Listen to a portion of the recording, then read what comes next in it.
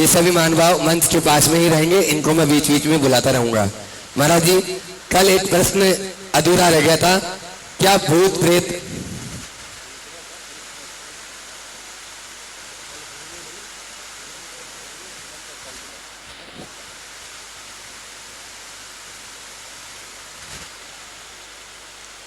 जय श्री सेठी गिरिडीह से पूछ रही महाराज श्री, नमोकार मंत्र में आचार्य भी क्या साधु को नमस्कार करते हैं?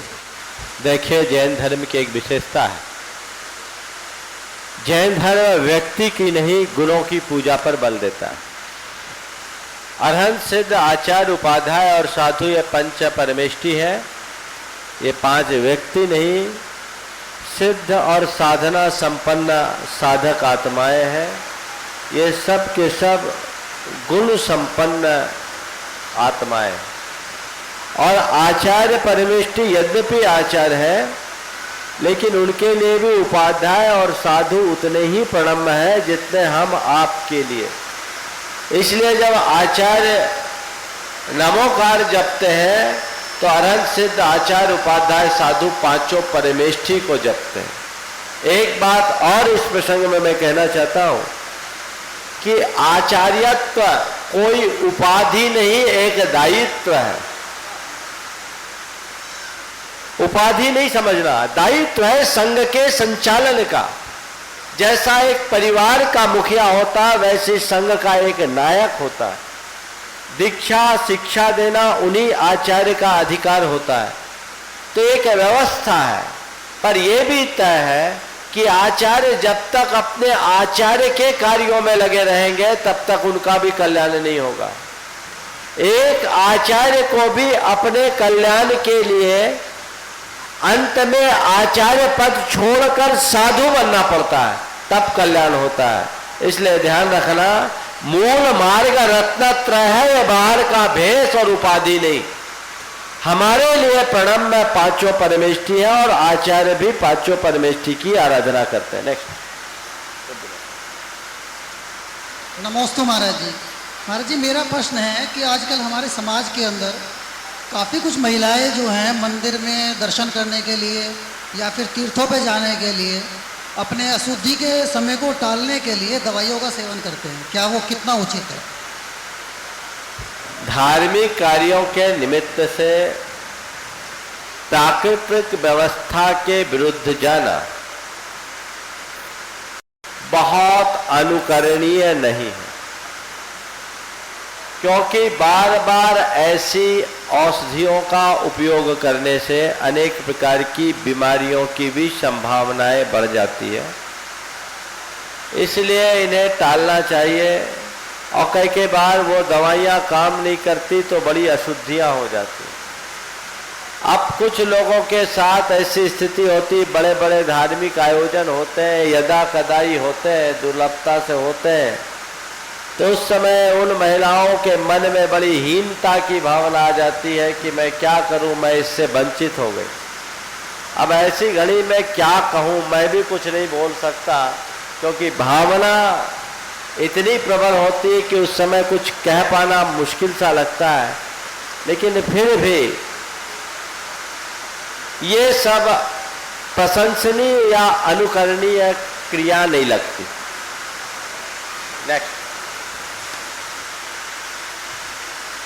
कहते हैं भगवान के पास निकांक्षित भाव से जाना चाहिए, लेकिन कोई भी विपदा आती है या कष्ट आता है तो उसके निवारण के लिए मंदिर जाने के लिए या शांति धारा के लिए प्रेरित किया जाता है। क्या यह सही है? लालू जैन, सहपुरा बिठौनी। देखिए, बच्चे को जब भी तकलीफ होती है तो माँ के ही गोद में शरण ढूंढता है। बच्चे के पास इसके अलावा और कोई उपाय नहीं। ये बात सही है कि बच्चा जब भी माँ के गोद में जाता है, माँ बिना मांगे दूध पिला देती, लेकिन बच्चे को जब भी भूख लगेगी तो वो माँ के ही पास जाएगा। इसी तरह भगवान है, भगवान की शरण में जाने के बाद मांगने से कुछ मिलता नहीं, लेकिन अपने मन के समाधान के लिए भगवान के अलावा और कोई शरण नहीं है। इसलिए जब भी जीवन में कोई विपदा आए, मन विचलित होने लगे, तो मन के समाधान के लिए भगवान के चरणों में जाओ, समस्याओं का समाधान तो अपने आप हो जाएगा। समस्या को लेकर भगवान के चरणों में जाना थोड़ी दुर्बलता है, लेकिन समस्याओं के आगे मजबूत बने रहने की कामना और भावना लेकर भगवान से प्रार्थना करना बहुत बड़ी उपलब्धि है। आप भगवान के चरणों में इन्हीं भावनाओं के साथ जाएं, आपको कहीं दिक्कत नहीं जाएगी। किसी से राग द्वेष हो जाने पर हमने उनसे क्षमा मांगा, उसके पश्चात अगर वो दूसरों से ये कहकर हंसी उड़ाए कि देखो उसकी गलती थी इसलिए क्षमा मांगा, तब क्या करें? हेमंत जैन कोटा। जब आपने दिल से क्षमा मांग लिया और राग द्वेष दूर करने के लिए क्षमा मांग लिया, तो आप अपनी तरफ से उसका चैप्टर क्लोज कर दो। अब सामने वाले ने अगर आपको दिल से क्षमा नहीं किया तो उसकी भला वो जाने। आप उसको लेकर के अपने भीतर के क्रोध, वैर, विरोध या प्रतिशोध की भावना को यदि और बढ़ाएंगे तो यह आपके लिए नुकसानदेह है, इसलिए आप उसको यथासंभव टालिए। क्या विज्ञान हमें तृप्ति दे सकता है? विकास पाटनी, कोलकाता। विज्ञान तृप्ति नहीं देता, विज्ञान हमें तृप्ति नहीं देता, विज्ञान हमें साधन देता। साधन से तृप्ति नहीं मिलती, सुविधा मिलती है।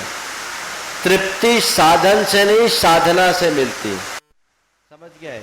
तृप्ति, संतुष्टि, सुख सब अंतः प्रेरित है। विज्ञान आपको तमाम साधन देता है, लेकिन वे साधन तभी तक आपके लिए सुविधाप्रद है जब तक आपका उन पर नियंत्रण है। नियंत्रण खो जाने पर सुविधा ही दुविधा हो जाती है। तो विज्ञान ने जितने भी प्रयोग किए हैं हमारे बाहर की शक्ति को बढ़ाने के किए हैं, लेकिन बाह्य शक्तियों के विस्तार के साथ जब तक हमारी आंतरिक शक्ति मजबूत नहीं होती, इंसान कमज़ोर बना रहता है। इसलिए विज्ञान विज्ञान है, उसकी अपनी धारा है। आप उनका सही उपयोग करें तो वो आपके लिए कुछ सहूलियतें दे सकता है, पर यह मान करके चलना कि तृप्ति का मूल बाहरी साधन नहीं, आंतरिक साधना है। महाराज श्री कायोत्सर्ग का क्या मतलब होता है? नेहा जैन, गिरिडीह। कायोत्सर्ग का मतलब है अपने शरीर के प्रति ममत्व का त्याग करना। कुछ देर के लिए अपने शरीर के मोह और ममत्व को त्यागने का नाम कायोत्सर्ग। और लोगों को बुलाओ। इसके बाद में सुधा जी बढ़ जाता है, तैयार रहेंगे। आजकल व्हाट्सएप पर बहुत ज़्यादा भगवान और महाराज श्री के फोटो आते हैं, जिन्हें एक सीमा तक के बाद फोन में रख न पाना असंभव लगता है, और तब उन्हें दुख और पश्चाताप के साथ डिलीट कर सकते हैं। इसमें कोई दोष तो नहीं लगेगा, जैसे शुभम चक्रवर्ती को नमोकार मंत्र मिटाने में लगा था। सत्येंद्र जैन, अहमदाबाद। देखिए, व्हाट्सएप आज का एक बहुत बड़ा साधन हो गया है और व्हाट्सएप के माध्यम से एक दूसरे से संपर्क और संचार भी जुड़ता है, लेकिन किसी भी चीज़ का, जैसा अभी की थोड़ी देर पहले मैंने बोला, सीमा से ज़्यादा उपयोग उचित नहीं होता। तो आज छोटी छोटी बातों को व्हाट्सएप के माध्यम से कर देना और बात फैला देना। एक ने कहा, महाराज व्हाट्सएप, मैंने अपने व्हाट्सएप का अकाउंट ही बंद कर दिया। बोले क्यों? बोले कि किसी रेस्टोरेंट में नाश्ता कर रहा है, खाना खा रहा है, तो व्हाट्सएप पे फोटो भेज रहा है। लोगों का ये हाल हो गया, व्हाट्सएप का उपयोग ये होने लगा। बोला मैंने हटा दिया।